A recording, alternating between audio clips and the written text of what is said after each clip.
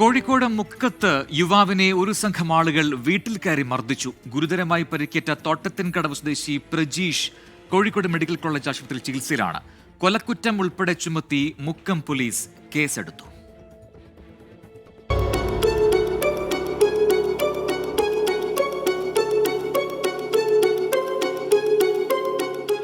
ഇന്നലെ രാത്രി 10 മണിയോടെയാണ് കോഴിക്കോട് മുക്കത്തിന് സമീപം തോട്ടത്തിൻകടവിൽ സംഭവമുണ്ടായത്.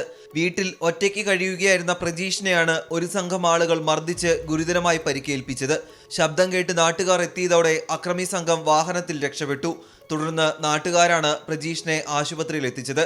ആദ്യം മുക്കത്തെ സ്വകാര്യ ആശുപത്രിയിൽ എത്തിച്ചെങ്കിലും ആരോഗ്യാവസ്ഥ മോശമായതിനാൽ കോഴിക്കോട് മെഡിക്കൽ കോളേജിലേക്ക് മാറ്റുകയായിരുന്നു. ഒച്ച കേട്ടപ്പോൾ ഞങ്ങൾ ഓടി വന്നതാണ്. അപ്പോൾ ആരാ മർദ്ദിച്ചതെന്നൊന്നും അറിയില്ല. ഒരു വണ്ടി കയറി പോയിട്ടുണ്ട്. ഞങ്ങൾ എത്തുമ്പോഴേക്ക് അവങ്ങനെ വീണ് കിടക്കുന്നതാണ് കാണുന്നത്. തലയ്ക്കും ഒക്കെ നല്ല രീതിയിൽ തന്നെ പരിക്കുണ്ട്. നെറ്റിക്കുണ്ട്. ഇവിടെ ഈ 2 സൈഡിലായിട്ടും നല്ല പരിക്കുണ്ട്. മുക്കം പോലീസ് കൊലപാതക ശ്രമം ഉൾപ്പെടെ ചുമത്തി കേസെടുത്ത് അന്വേഷണം ആരംഭിച്ചു. പരിക്ക് ഗുരുതരമായതിനാൽ യുവാവിന്റെ മൊഴി രേഖപ്പെടുത്താൻ പോലീസിന് കഴിഞ്ഞിട്ടില്ല. 24 കോഴിക്കോട്.